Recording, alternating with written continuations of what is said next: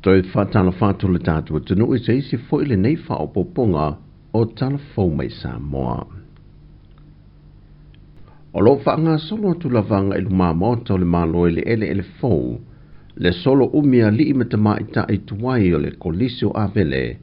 ele ngata o tausanga te itasi, o asosi mai atunu ese, ai whapena fo i mālo whaaloalungia, o fo mai o whaia onga, o minista mawhaipule, e o lava inisi o auna le tua sa o tawina i tutono le kolisi, le o lato wha maupopo le neiva yaso atoa, lato te toe wha manatu ai le ati nae na mai o le a onga, ma lona tau mawhainga mai sa ia o mai manuia le temi nei. O le kolisi o avele, na amata mai le tau sanga awhiv se lau lua se fulma le wha, e le aso se fulma le lua iuni, i se whaleo o e pe o na ta ua e tala anga. O le kolisi o avele sa na o lii, mai sa ta ua ia vai teimi o le kolisi tau whaatu anga. Whaatu au fiatu ta mai ta e le awhiv se lau wiva se fulma le ono, e na ua atoa e le fitu se fulma le lua le tau sanga o le kolisi. O lo fantasi mai i asosia tama matene tuai mai Amerika, o Amerika Samoa, Ausitalia, o Wellingtone ma Aukilani, ma isi atunu o le Pasifika e au fia i mani vaenga o le Aurarotonga, mai olo au wai mai e foi ma le kovana le malo le atu kuki, sa a o tawina i le koliso a vele, i le a feiva se la wono se fulu. O lo fa mawina o le udua i te ita i o le a onga i le vai te mi le a feiva se la udua se fulu ma le fa, o le tamale i e swafa ia anapu solofa. O a vele e lau i lola na ula sisi sama sama mai ni we, o ne to telefo inisi o ia tangata mai lea tunu, sa awa o ina i te tonu o lea onga a vele. Sa wha ingoi na fo i lea teimi, i se tama i ta ila le lei Samoa, sa wha ingoi no sinale a vele. Le vai aso a toa nei lo wha ngā solo ei le nei wha moe moe, mai a mai a le solo tele ma le sauningo lo wha tau tei e le teimi le nei ruma maoto le malo. O na toe a ngai umalole i le lau mua i a vele, e oti na ile ripine o le fale sa mo tele ua whae longe nai le atoanga olo na selau tau sanga.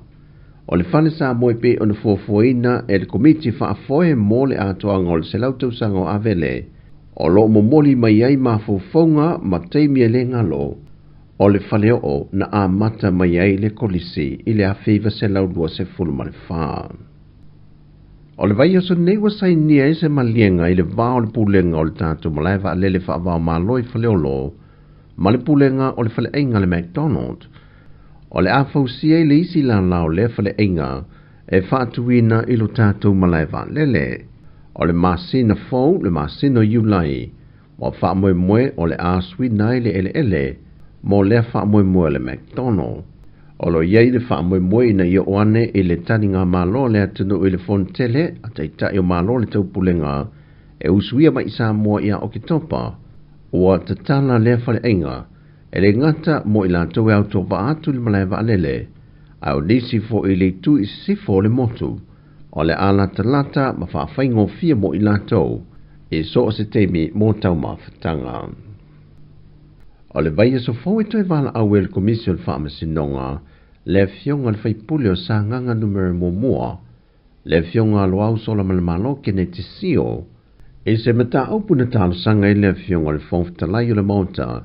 le fionga papali i li o ta euma se pau, mo le whaamasinonga i sana polo a inga, e le awanoa leo na fo le pale mene le sui whaipule, mo le tolu aso e au noma se wha anoi. O le tolu aso so o le masino o ki topol tu sangan tenei, na whaeloa i le fionga papali, e le i whaeloa ne ia te ia le fionga le whaipule,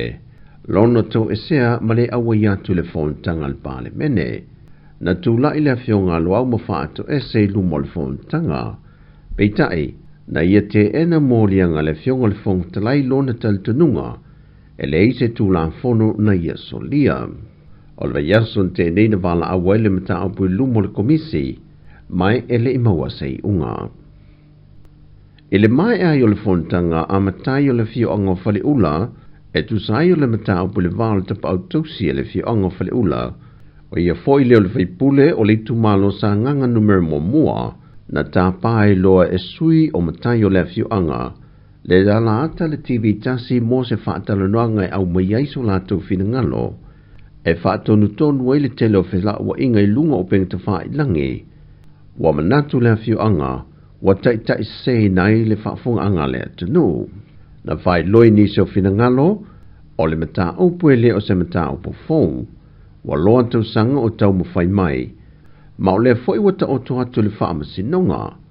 O le aso ngafu o le vai aso nei na wha audua I foi le tangi le fionga le whaipule ma lona whale tua. E a afianga ma wha o ngā lima pe o na la ta ua. Na o laha afia ai. Na ta ua foi se tasi o matai o le fioanga. O si ainga le sa whaata ma ia le tele o lato me to tino. O lo leo ina nisi o tau le o le nuu. Mai o lo sa ilia lava I lato na whaatu puina le whaalavi lave. Mai ua ta oto foi se fina ngalo au ta silfon tanga le nuu. E na ia whaatau nuu le tafia seo le ainga mai ele o le afiu ango fale ula. O nau latu ta ua, o se tarusanga ma se whaololo maau, a le fionga I le whaipule, e na ia tu mau le file mui le nuu. O tala fawia mai Samoa, manuia le nea sululu, whaasai foia.